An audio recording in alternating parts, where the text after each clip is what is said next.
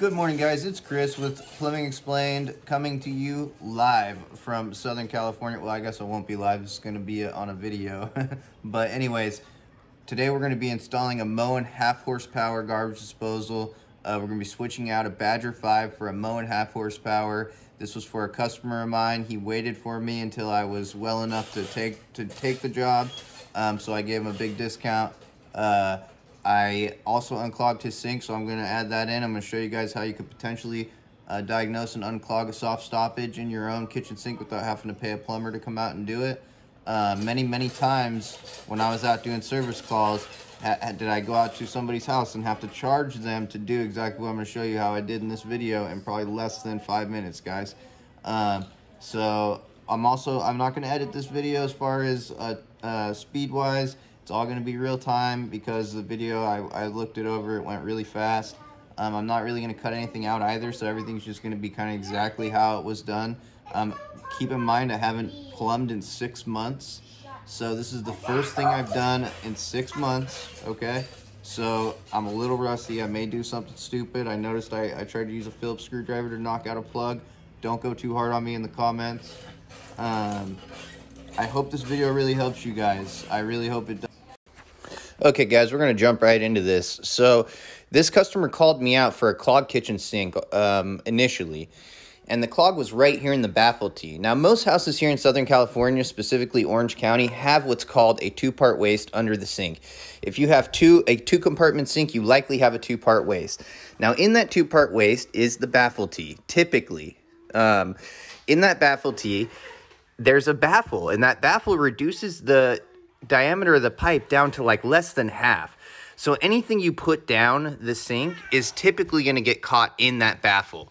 That baffle is typically plumbed right underneath the disposal if it's plumbed correctly. The disposal should drop directly into that tee. It should not be into the waste arm off to the side there. That would be incorrectly plumbed. So the disposal dropping directly into the tee there, it's going to hit the baffle. So when you drop eggshells and tuna and rice and all kinds of stuff like that in there, it's just going to get stuck right in that baffle. Now, if you've got a clogged kitchen sink and you turn the water on and it starts coming up, starts clogging on you pretty much immediately, you've probably got a clog right there locally, either in the baffle or the P-trap somewhere. So take your P-trap apart, take your baffle apart, inspect them, and more than likely, you're going to find that you've got your clog right there. If not, it's probably further out, and you're going to need a snake or a plumber to take care of it. But that's a rule I like to use to see where my clogs are. I like to run the water and see how long it takes to fill up. It's a good idea. So let's jump into this install on the Moen half horsepower. The reason I choose the Moen is because it comes with a cord, it's inexpensive, and it is compatible with the InSinkErator mounting system. Now, my customer was adamant about doing this as inexpensive as possible because this is a rental for him. So in any other occasion, I would typically talk them into going with an InSinkErator Badger 5. The Badger 5 half horsepower, to me, is the best disposal for the price in its class. Anyways, getting back to the Moen. When installing the Moen, you want to make sure that you've got your rubber gasket behind the flange on the flange 90. So you see here, I'm indicating to you where the flange is on the 90. You make sure that rubber gasket is sitting nicely behind that flange. Often they have it already there for you, but if they don't, you're going to want to just slide it on there. Next, you're going to take that silver plate there. There's like a beveled edge. You want to take the nice beveled edge, flip that around facing you, and then take the two bolts, and thread them through into the disposal. Make sure your 90's nice and straight. I hate it. I don't know what it is, but I hate it when I see like a crooked 90, or I've even seen them like completely sideways. I've seen people do some really weird stuff. But, you know, make sure your 90's straight. It's a sign of an amateur when you see a crooked 90 on a garbage disposal. So go ahead and get that plate nice and tight. You don't want to over-tighten that, so make sure you're tightening it by hand with a screwdriver, not an impact driver or some other type of mechanical driver, because you can crack the housing, and that will be a nightmare. It's hard to explain when you go to return it, hey, the housing's cracked, you know. They're going to say, hey, user error, installer error, right? So as I said, the Moen installation is the exact same as the InSinkErator. It works, it is compatible with the InSinkErator mounting device. The InSinkErator mounting hardware on the flange is compatible with the Moen. That's awesome for a homeowner, you know, a plumber in a hurry, anybody who doesn't want to have to mess with changing that flange. If you go with the Moen, you don't have to. That's great. I really like, you know, the American Standards and some of the Waste King disposals for budget disposals, but you have to change the flange. As I said, my truck was stolen. I don't have putty and stuff like that with me right now. I didn't expect to have to change this, so having the Moen, you know, was awesome. Now here, you don't want to knock that plug out unless your dishwasher is plumbed to your disposal, okay? So make sure that if your dishwasher is not plumbed to your disposal, you leave that plug in.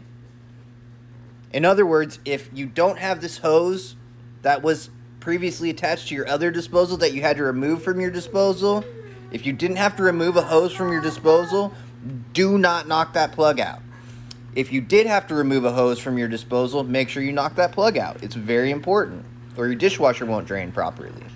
Another thing is that I see a lot of installers make a mistake on is they don't get all three of the prongs set properly on the little installation flange there, on the little mounting device. They only hang 2 of the 3 little prongs. You need to make sure that you get all 3 prongs hung. Otherwise, you'll get a leak, and it's possible that it won't even show unless you have a lot of water in the sink. I've seen it many times where people say, hey, this thing leaks. It only leaks occasionally. And I fill the sink up all the way, and I drain it, and boom, it leaks right out of the side where one of those prongs wasn't hung, but it didn't leak prior to that. So, you know, you got to be thorough when testing for leaks, and that was something I discovered, and I'm just relaying that information to you guys. Make sure that you have all 3 prongs hung up on that mounting device. Okay, so once you've got your disposal properly hung, all 3 prongs hung, you're going to want to reattach your air gap drain line if you have one. If you don't have one, skip this step. If you've got your air gap drain line, you're going to want to go ahead and reattach that, tighten down the clamp, and then reattach the drain lines beneath the sink. Check and make sure they're all tight. I think hand tight is enough as long as you got a pretty decent grip. You don't need to really wrench on them. But, you know, to each his own.